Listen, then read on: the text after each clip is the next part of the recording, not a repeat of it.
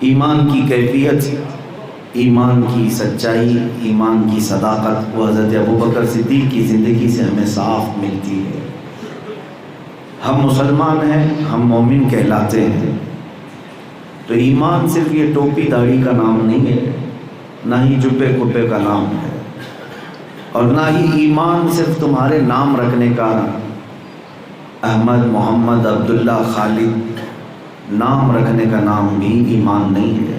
ایمان تو ایک کیفیت ہے، وہ دلوں کے اندر ہوتی ہے۔ اسی لیے دو چیزوں کے بارے میں کوئی بھی آج ایگزیکٹ نہیں بول سکتا، یعنی آپ مسلمان ہیں یہ کہا جائے گا، میں مسلمان ہوں یہ کہا جائے گا، مومن ہے یا نہیں یہ صرف اللہ جانتا، کیونکہ ایمان کا تعلق دل سے ہے۔ اور اسی طرح سے کون منافق ہے اس کا بھی کوئی ایگزیکٹ نہیں کہہ سکتا، کیونکہ نفاق بھی دل کی کیفیت کا نام ہے۔ تمہارا ایمان کتنا ہے؟ قرآن سے بھی میں عرض کروں گا اور احادیث بھی آپ کے سامنے ذکر کرتا ہوں۔ اپنے اپنے ایمان کو چیک کرو، ایک ٹیمپریچر کتنا ہے، ایک تھرمامیٹر آپ کے سامنے رکھتے ہیں، اس آلے کے ذریعے سے آپ اپنے آپ کو آزما کر کے دیکھیں اب ہمارا ایمان کتنا ہے۔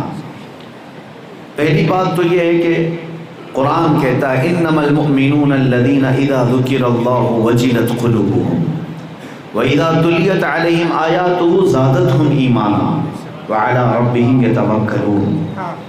ایمان والے تو وہ ہیں جن کے سامنے اللہ کا ذکر آئے تو دل چھلک پڑے،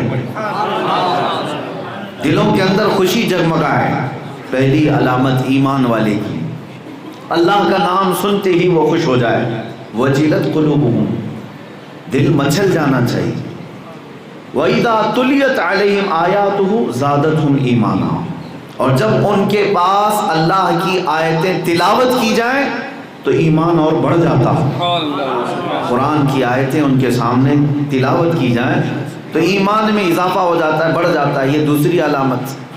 اور تیسری علامت ایمان والوں کی وَعَلَىٰ رَبِّهِمْ يَتَوَكَّلُونَ، ایمان والے صرف اور صرف اپنے رب پر بھروسہ کرتے ہیں، صرف اپنے رب پر بھروسہ کرتے ہیں۔ یہ کہنا آسان ہے، کہنا آسان ہے، لیکن میرے عزیزو پریکٹیکل زندگی میں دیکھا جائے چھوٹی موٹی چیزوں کو لے کر کے ہم فکر میں مبتلا رہتے ہیں، اب کیا ہوگا، تب کیا ہوگا۔ یہ تمہارے یقین اور تمہارے توکل اور تمہارے ایمان کا امتحان ہوتا ہے۔ سب کچھ اللہ کے حوالے کر دینا یہ ایمان والے کی علامت ہے، لیکن سب کی لائف میں ایسا ہوتا نہیں ہے۔ اکثر لوگ اسباب کی طرف توجہ کیے ہوئے ہیں، خالق اسباب کی طرف نہیں۔ تو ایمان کی جو علامات میں نے یہ بتائی، اور حدیث پاک میں ہے، رسول پاک صلی اللہ تعالی علیہ وسلم نے ارشاد فرمایا من رأى منکم منکرا فلیغیرہ بیدہ ومن لم یستطع فبلسانہ ومن لم یستطع فبقلبہ وذلک اضعف الایمان۔ جب تم میں سے کوئی کسی برائی کو دیکھے تو اپنے ہاتھ سے روکو، اور اگر ہاتھ سے روکنے کی طاقت نہیں ہے تو زبان سے روکو، اور زبان سے بھی نہیں روک سکتے تو دل میں برا جانو۔ برائی کو برا جاننا، حضور پاک صلی اللہ علیہ وسلم فرماتے ہیں اب یہ ایمان کا سب سے کمزور حصہ ہے۔ اب اپنے آپ کو چیک کرو کہ ہمارے پاس کون سا حصہ باقی ہے۔ برائی کو دیکھ کر کے ہاتھ سے روکتے تو ایمان کا اعلیٰ حصہ ہے، زبان سے روکنے کی طاقت ہے تو اوسط درجہ ہے، اور صرف دل میں برا جانتے ہیں تب بھی ایمان ہے لیکن کمزور ہے۔ اور جو برائی کو برائی ہی نہیں سمجھتا تو پھر اس کا ایمان کہاں ہے، اس کا ایمان کہاں ہے۔ تو یہ ایمان کو چیک کرنے کے دو ٹیمپریچر میں نے آپ کے سامنے رکھے، ایک قرآن سے اور ایک حدیث پاک سے۔ لیکن کل ملا کر کے میں آپ کو بتاؤں ایمان کا لب لباب خلاصہ کیا ہے، ایک حدیث میں سب جمع کر دیا میرے مصطفیٰ نے۔ رسول پاک صلی اللہ علیہ وسلم ارشاد فرماتے ہیں لا یؤمن احدکم حتی یکون ہواہ تبعا لما جئت بہ، تم میں سے اس وقت تک کوئی مومن پکا نہیں ہو سکتا جب تک کہ وہ اپنی ساری خواہشات میری مرضی کے مطابق نہیں کرتا۔ پتہ چلا کہ مرضی مصطفیٰ کے مطابق جینا ہی ایمان ہے۔ اپنی طبیعت نہیں، اپنی مرضی نہیں. جو یہ کہتا ہے کہ میری لائف ہے مجھے انجوائے کرنے دیا جائے، وہ جھوٹا ہے. ایمان اس کا نام ہے کہ ہماری خواہشیں نہ چلیں، میرے مصطفیٰ کی رضا چلے. ہر چیز میں یہ نہیں ہے کہ مسجد میں آئے تو یہ سوچیں کہ رسول پاک صلی اللہ تعالیٰ علیہ وسلم کی مرضی کے مطابق نماز پڑھو. نہیں، تم شادی بھی کرو تو یہ سوچو میرے مصطفیٰ کی رضا کے مطابق. گھر میں بچے کی ولادت ہوئی تو کیوں نہیں پوچھنے آتے کسی امام سے، بتائیں مجھے رسول اللہ کی مرضی کے مطابق میرے بچے کی پرورش کرنی ہے، میرے آقا کو کیسی تربیت پسند تھی مجھے بتائیں. ایمان والا کھوج کھوج کر کے جائے گا، ڈھونڈ ڈھونڈ کر کے جائے گا کہ مجھے میری زندگی میری مرضی سے نہیں گزارنی ہے، مجھے میری زندگی مکین گنبد خضرا کی مرضی سے گزارنی ہے. جس دن بندہ یہ طے کرے گا کہ میری زندگی ان کی مرضی سے چلے گی، وہ ایمان کو پہنچ گیا، وہ ایمان کے کمال کو پہنچ جائے گا. اس کی اپنی مرضی نہ ہو. میں ایک مثال دے دوں. سیدنا عمر ابن خطاب رضی اللہ تعالیٰ گھر میں بیٹھے اپنے بیٹے کے ساتھ. ان کے بیٹے حضرت عبداللہ صحابی ہیں، وہ بھی حضرت عمر بھی صحابی، جلیل القدر صحابی. بحث ہو رہی تھی کسی مسئلے کو لے کر، یہ مسئلہ ایسا ہے، فلاں ہے، فلاں ہے، باپ اور بیٹے میں. تو حضرت عمر اپنے مسئلے کی تقویت میں، تائید میں، دلیل کے طور پر حضور کی حدیث پیش کر رہے تھے. اپنے بیٹے سے کہہ رہے تھے دیکھو میں جو کہہ رہا ہوں رسول اللہ صلی اللہ علیہ وسلم نے اسی کے مطابق ایسا فرمایا ہے. تو بیٹے نے حدیث تو سن لی، کہا ہاں رسول پاک صلی اللہ تعالیٰ علیہ وسلم نے فرمایا تو ہے، مگر اتنا ابھی انہوں نے کہا تھا حضرت عمر نے تلوار نکالی، ابھی مگر کہا تھا صرف.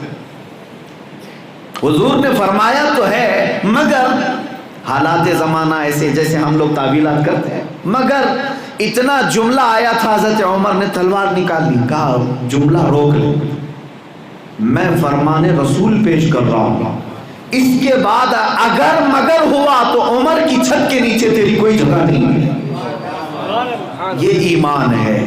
حضور نے فرمایا، اس کے بعد پھر اگر مگر نہیں ہے کہ ہم اس طرح کی چیز دیکھ لیں گے اس طرح. نبی کونین صلی اللہ علیہ وسلم کا فرمان یہی شریعت ہے اور یہی ایمان ہے. اسی کو اعلیٰ حضرت نے کیا فرمایا، بخدا خدا کا یہی ہے در، بخدا خدا کا یہی ہے در، نہیں اور کوئی مفر مقر.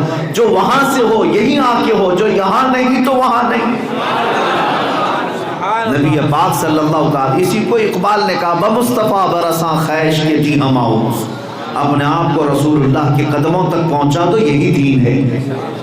ہر بات کو مان لینا میرے مصطفیٰ کریم صلی اللہ علیہ وسلم کی، یہ عین ایمان ہے، ایمان کا درجہ ہے. وہ حضرت عمر جن کی ابھی بات میں نے عرض کیا، ان کو اتنا ایمان میں پختگی کا معاملہ جو آیا، وہ کہتے ہیں مجھے یہ ایمان جو ملا وہ ابو بکر صدیق سے ملا. وہ کیسے؟ میرے عزیزو ایک بات میں آپ کو بتا دیتا ہوں. یہ حضرت عمر کا ایمان تھا کیا حضور کی حدیث کے بعد اگر مگر بھی برداشت نہیں کرتے. لیکن ایک حالت ایسی آئی تھی، صلح حدیبیہ کا موقع ہے، یعنی حضور پاک صلی اللہ علیہ وسلم تقریباً 1400 صحابہ کو لے کر عمرہ کے لیے نکلے تھے. مکہ والوں نے راستہ روک دیا 35 کلومیٹر باہر. حدیبیہ ایک مقام ہے. اس وقت مکہ والے غلبے میں تھے، دشمنی میں. انہوں نے کہا ہم عمرہ کرنے نہیں دیں گے کسی کو عمرہ. سب احرام کی حالت میں آئے تھے مدینے سے. اب احرام کھولنے پر مجبور کرنے لگے مکہ والے. جنگ کی سی حالت آ گئی، لیکن حالت احرام میں جنگ کیسے؟ نبی پاک صلی اللہ تعالیٰ علیہ وسلم انتظار کرتے رہے، لیکن کفار مکہ، مشرکین مکہ اڑے رہے. آخر بات یہاں کو آئی کہ حضور پاک صلی اللہ علیہ وسلم نے ان کے ساتھ صلح کر فرمائی. اسی کو صلح حدیبیہ کہتے ہیں. صلح کس بات پر ہو رہی تھی؟ بظاہر دیکھنے کو ایسا لگتا تھا کہ جھک کر کے صلح ہو رہی ہے، یعنی مکہ والوں کی ہر بات مان لی جا رہی تھی. مکہ والے ایگریمنٹ میں لکھوا رہے تھے کہ اس سال آپ عمرہ نہیں کریں گے، یہی احرام کھولیں گے واپس جائیں گے، اگلے سال آئیں گے بغیر ہتھیار کے آئیں گے. اور پھر یہ کہ اگر مکہ سے کوئی بھاگ کر مدینے گیا تو آپ ہمیں واپس دیں گے، اور مدینے سے کوئی بھاگ کر ہمارے پاس آیا تو ہم واپس نہیں دیں گے. بہت ساری ایگریمنٹ اس میں لکھوائی. سب کو حضور نے مان لیا، سب کو مان لیا. لیکن یہ حالت ایسی تھی کہ حضرت عمر بھی اس میں موجود ہیں، بڑے بڑے صحابہ بھی. جب یہ ایگریمنٹ سائن ہو رہا تھا تو حضرت عمر کھڑے ہو گئے، کہا یا رسول اللہ صلی اللہ علیہ وسلم، کیا ہم طاقت میں کم ہیں؟ کیا ہم حق پر نہیں ہیں؟ کیوں ان کمینوں سے ہم جھک کر کے صلح کریں؟ آپ اجازت دیں ہم ان سے جنگ کریں، کیونکہ جنگ بدر بھی ہو چکی ہے، جنگ احد بھی ہو چکی ہے، جنگ خندق بھی ہو چکی ہے، ساری جنگوں کا تجربہ ہے صحابہ کے پاس۔ یہ سن 6 ہجری میں ہو رہی ہے حدیبیہ کی جو صلح ہے۔ حضرت عمر جنگ کی خواہش کر رہے تھے، حضور نے فرمایا عمر میری جو آنکھیں دیکھ رہی وہ تم نہیں دیکھ رہے۔ لیکن حضرت عمر ابھی بھی مطمئن نہیں، اٹھے، صحابہ کو پکڑ کر کے سمجھانے لگے، چلو حضور کے پاس جا کر کہتے ہیں صلح نہ کریں، ہمیں جنگ کی اجازت دیں، ہم ان کے چھکے اڑائیں، ہم ان کے پرخچے اڑائیں مکہ والوں کے، یہ جتنا حضور پاک صلی اللہ تعالیٰ علیہ وسلم کے خلاف کھڑے ہیں۔ حضرت عمر کئی صحابہ کے پاس جا کر کہہ رہے تھے اب سنو۔ حضرت ابو بکر صدیق کے پاس آئے، کہا ابو بکر آپ کو پتہ ہے رسول اللہ کیا کر رہے ہیں؟ حضرت ابو بکر نے کہا ہاں صلح کر رہے ہیں۔ کہا جائیے آپ سمجھائیں، آپ عرض کریں حضور پاک صلی اللہ علیہ وسلم کی بارگاہ میں، آپ کی بات رد نہیں ہوتی، آپ عرض کریں کہ جنگ کی اجازت دے دی جائے، اس لیے کہ یہ صلح آپ کے وقت مناسب نہیں ہے۔ حضرت ابو بکر گھوم کر کے ان کے کندھے پکڑتے اور کہتے ہیں الزم غرضک یا عمر، اے عمر اپنی اوقات میں رہ کر کے بات کر، اس لیے کہ یہ فیصلہ کسی ایسے ویسے کا نہیں، اللہ کے رسول کا۔ حضرت عمر کہتے ہیں اس وقت مجھے ہوش آ گیا کہ ایمان اسی کا نام ہے، ایمان اسی کا نام ہے، چاہے ظاہراً فائدہ دکھتا ہو کہ نہیں دکھتا ہو، فرمان رسول پر اپنی گردن جھکا لینا یہ ایمان ہے۔ یہ نہ دیکھو کہ ابھی فائدہ دکھ رہا ہے کہ نہیں دکھ رہا ہے، میرے مصطفیٰ نے فرمایا تو ہوگا۔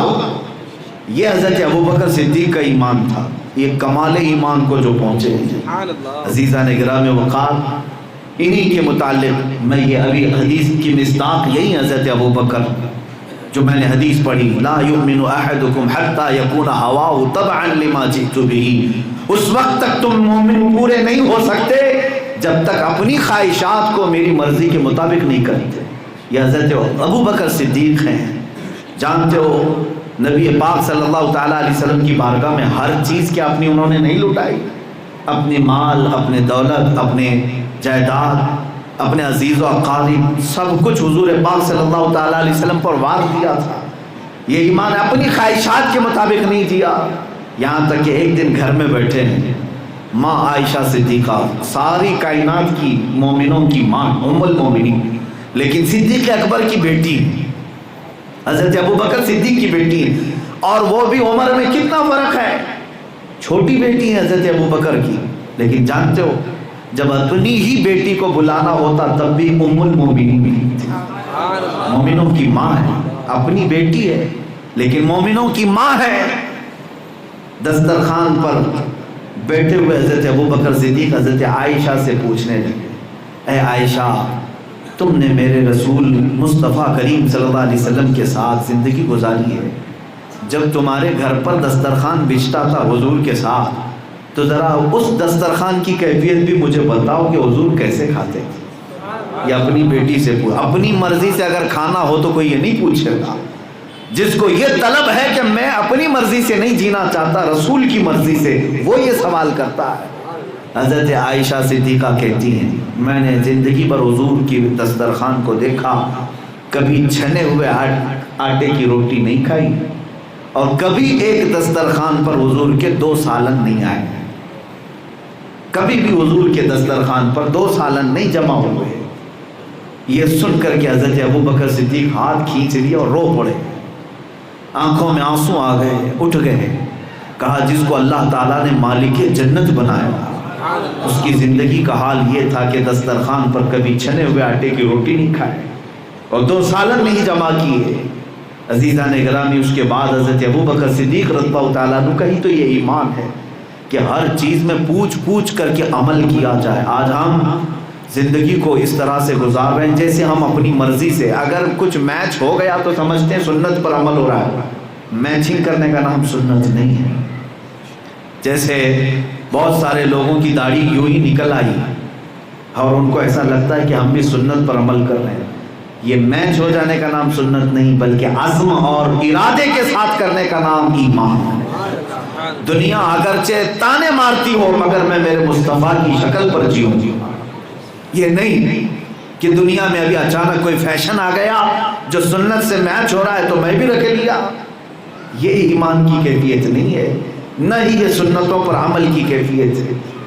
عزیزان گرامی اوقات، حضرت امام ابو یوسف یا حضرت امام احمد بن حنبل رضی اللہ تعالیٰ عنہ، ان کی زندگیوں کے متعلق یہ عرض کیا گیا کہ زندگی پر حضور کی اداؤں کو پوچھ پوچھ کر کے عمل کرتے تھے، اور انہیں تربوز پسند تھا اس بزرگ کو، کلنگڑ، لیکن کھائے نہیں۔ جبکہ ان کو یہ حدیث میں ملا کہ رسول پاک صلی اللہ علیہ وسلم نے بھی تربوز کھایا ہے۔ ان کے شاگردوں نے پوچھا کہ حضور جب آپ کو پتہ ہے حضور نے کھایا ہے تو کھاتے کیوں نہیں آپ؟ کہتے ہیں اب تک میں وہ طریقہ تلاش کر رہا ہوں حضور نے کتنے ٹکڑے کر کے کھائے تھے، کھاؤں بھی تو اس انداز سے کھاؤں جیسے میرے مصطفیٰ نے کھایا۔ یہ ہے ایمان، اپنی مرضی سے نہ جیو، اپنی مرضی سے نہ جیو۔ نبی پاک صلی اللہ تعالیٰ علیہ وسلم کا فرمان آ جائے تو اپنی خواہشات کو حضور کے حوالے کر دو۔ بظاہر دنیا میں ایسا لگتا ہے کہ مجھے میری خواہشات چھوڑنے پر بہت کچھ قربانیاں دینی پڑیں گی، کوئی قربانی نہیں، راحت ہی راحت ہے، عزت ہی عزت ہے۔ قرآن کہتا ہے وَلِلَّهِ الْعِزَّةُ وَلِرَسُولِهِ وَلِلْمُؤْمِنِينَ، عزت تو اللہ کے پاس ہے، رسول کے پاس ہے اور مومنوں کے لیے۔ اگر تم نے دنیاوی ڈھنگ کو اور ان کے فیشن کو چھوڑ کر کے اپنے آپ میں یہ محسوس کیا کہ نہیں میں کٹا ہوا ہوں دنیا سے، تو یہ شیطانی وسوسہ ہے، یہ شیطانی وسوسہ ہے۔ حقیقت میں تم عزت کی طرف بڑھ رہے ہو، حقیقت میں تم عزت کی طرف بڑھ رہے ہو۔ عزیزان گرامی، میں آپ کو چیلنج کے ساتھ کہتا ہوں 1000 پاؤڈر، میک اپ، لالی سب لگا لو، 40 سال ڈھل جانے دو، پھر دیکھتے ہیں تمہاری جوانی کتنی رہتی ہے، تمہارا شباب، تمہاری خوبصورتی ڈھلتی چلی جاتی ہے۔ گلیمر کی دنیا کو تو ہم نے دیکھا ہے، بالی ووڈ ہو کہ ہالی ووڈ ہو، اور اس کے پیچھے بھاگنے والے جوانوں کو بھی دیکھا ہے۔ آج ان کا ہیرو کوئی اور ہے، تھوڑے دنوں کے بعد بدل جائے گا، کوئی اور ہوگا۔ جوانی ختم ہوئی، چہرے کا غازہ اڑنے لگا تو کسی دوسرے کو پسند کرنا شروع کیا۔ لیکن کیا کبھی آپ نے غور نہیں کیا میرے مصطفیٰ کریم صلی اللہ تعالیٰ علیہ وسلم کے جو غلام ہوتے ہیں ان علماء میں ہم نے دیکھا ہے وہ جتنے بوڑھے ہوتے ہیں اتنی عزت بڑھتی چلی جاتی ہے، عزت بڑھتی چلی جاتی ہے۔ میں نے دنیاوی معاملات میں دیکھا ہے، دنیا داروں میں سے اگر کوئی بوڑھا ہو گیا تو لوگ محفلوں میں سے اسے الگ رکھنے لگتے ہیں، بابا جی ابھی تمہارا کیا کام ہے، ادھر بیٹھو ہم تھوڑے سے ڈسکس کر لیں گے۔ بوڑھے باپ کو تو باہر بٹھا دیا جاتا ہے، اسے مین چیزوں میں نہیں شریک کرتے۔ لیکن میں نے اپنے محافل کو دیکھا ہے، جب سخت سے سخت قسم کے پیچیدہ مسائل کو حل کرنے کی بات آئے تو امت میں جو سب سے عمر دراز علماء ہیں ان کو صدر بنا کر لایا جاتا ہے۔ عزیزان گرامی، یہ نبی پاک صلی اللہ تعالیٰ علیہ وسلم کے قدموں سے ملی ہوئی جو عزت ہے وہ موت تک نہیں جاتی بلکہ مرنے کے بعد بھی زندہ رہتی ہے۔ اسی لیے آج بھی اللہ رب العزت نے ہماری محفلوں میں امام اہل سنت اعلیٰ حضرت کے نام کو زندہ رکھا۔ 100 سال گزر گئے، ہم میں سے کسی نے دیکھا نہیں، لیکن ہر مجمع میں ان کو پکارا جاتا ہے۔ کیوں؟